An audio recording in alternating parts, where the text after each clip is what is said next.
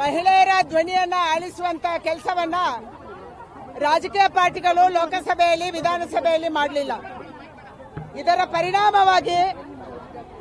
ಪರಿಣಾಮವಾಗಿ ಕಳೆದ 30 ವರ್ಷ ಮಹಿಳಾ ರಿಸರ್ವೇಶನ್ ಬಿಲ್, ಮಹಿಳಾ ಮೀಸಲಾತಿ ನೆನೆಗುದಿಗೆ ಬಿದ್ದಿದೆ.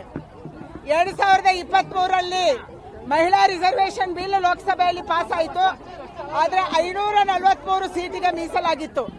ಇವತ್ತು ಈ ಸೀಟನ್ನ 850 ಮಾಡಿ ಪುರುಷರಿಗೂ ಅನ್ಯಾಯ ಆಗಬಾರ್ದು, ಮಹಿಳೆಯರಿಗೂ ಮೀಸಲಾತಿ ಕೊಡಬೇಕು ಅನ್ನುವಂತ ಕಾರಣಕ್ಕಾಗಿ ನರೇಂದ್ರ ಮೋದಿ ಅವರು ಈ ಬಿಲ್ ಅನ್ನ ತಂದ್ರು.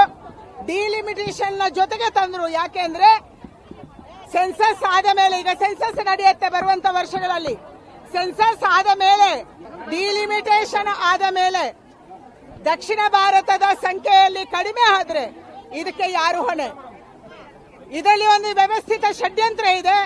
ದಕ್ಷಿಣ ಭಾರತದ ಜನಸಂಖ್ಯೆ ಕಡಿಮೆ ಆಗಿ ಸೆನ್ಸಸ್ ಅಲ್ಲಿ ಕಡಿಮೆ ಸೀಟ್ ಬಂದ್ರೆ ಉತ್ತರ ಭಾರತ ದಕ್ಷಿಣ ಭಾರತಕ್ಕೆ ಅನ್ಯಾಯ ಮಾಡ್ತು ಅನ್ನುವಂತ ಒಂದು ದಂಗೆಯನ್ನು ಎಬ್ಬಿಸುವಂತ ವ್ಯವಸ್ಥಿತ ಷಡ್ಯಂತ್ರವನ್ನ ಇಂಡಿ ಅಲಯನ್ಸ್ ಮಾಡ್ತಾ ಇದ್ದಾರೆ.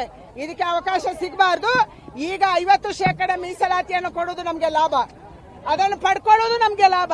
ಯಾಕೆಂದ್ರೆ 28 ಇದ್ದಂತ ಸೀಟ್ 14 ಹೆಚ್ಚಾಗುತ್ತೆ, 42 ಆಗುತ್ತೆ.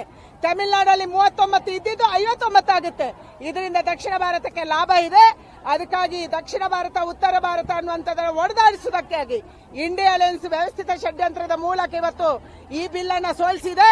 ಬರುವಂತ ದಿನದಲ್ಲಿ ಈ ಬಿಲ್ ಪಾಸ್ ಆಗೇ ಆಗುತ್ತೆ ಅನ್ನುವಂತ ವಿಶ್ವಾಸ ನಮ್ಗಿದೆ. ಮೊನ್ನೆ ನಮ್ಗೆ 2/3 ಮೆಜಾರಿಟಿ ಸಿಗ್ಬೇಕಾಗಿತ್ತು, 66% ಮತ ಸಿಗ್ಬೇಕಾಗಿತ್ತು. ಆ ಮತ ನಮ್ಗೆ ಸಿಗ್ಲಿಲ್ಲ. ಅದಕ್ಕಾಗಿ ಬಿಲ್ ಬಿದ್ದೋಯ್ತು. ನಮ್ಗೆ ನಮ್ಮದೇ ಎಷ್ಟು ಸಂಖ್ಯೆ ಇತ್ತೋ ಅಷ್ಟು ಮತ ಬಂತು. ಆದ್ರೆ ಬೇರೆ ಪಾರ್ಟಿಯವರು ಕೂಡ ಇಂಡಿ ಅಲಯನ್ಸ್ ಅವರು ಇದಕ್ಕೆ ಸಪೋರ್ಟ್ ಮಾಡಿದ್ರೆ ಆ ಬಿಲ್ ಪಾಸ್ ಆಗ್ತಿತ್ತು.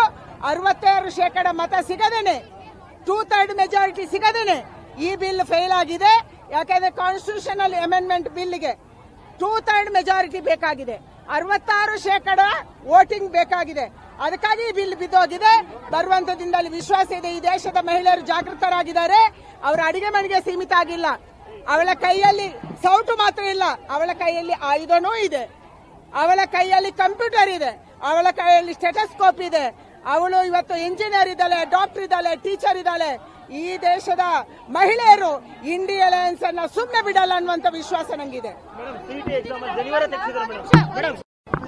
ಹಿಂದೂ ಧರ್ಮಕ್ಕೆ ಅಪಮಾನ ಮಾಡುವಂತದನ್ನ ನಿರಂತರವಾಗಿ ರಾಜ್ಯ ಸರ್ಕಾರ ಮಾಡ್ತಾ ಇದೆ.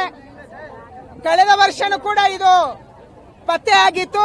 ಯಾರಿಗಾದ್ರೂ ಕೈಯಲ್ಲಿ ಬ್ಯಾಂಡ್ ಇದ್ರೆ ಅದನ್ನು ತೆಗೆಸೋದು, ತಿಲಕ ತೆಗೆಸೋದು, ಮಾಂಗಲ್ಯ ಚೈನನ್ನು ಕೂಡ ಕಳೆದ ಬಾರಿ ತೆಗೆಸಿದ್ರು. ಈ ಬಾರಿ ಮತ್ತೆ ಅಪಮಾನ ಮಾಡುವಂತದನ್ನ, ಜನಿವಾರ ತೆಗೆಸುವಂತದನ್ನ ಮಾಡಿದ್ದಾರೆ. ಇದು ಕಾಂಗ್ರೆಸ್, ಹಿಂದೂ ವಿರೋಧಿ ಕಾಂಗ್ರೆಸ್. ಕೇವಲ ಅಲ್ಪಸಂಖ್ಯಾತರನ್ನು ಓಲೈಕೆ ಮಾಡುವುದಕ್ಕೆ, ವೋಟ್ ಬ್ಯಾಂಕಿಗಾಗಿ ಇವತ್ತು ಹಿಂದೂಗಳಿಗೆ ಅಪಮಾನ ಮಾಡುವಂತದನ್ನ ರಾಜ್ಯ ಸರ್ಕಾರ ಮಾಡ್ತಾ ಇದೆ.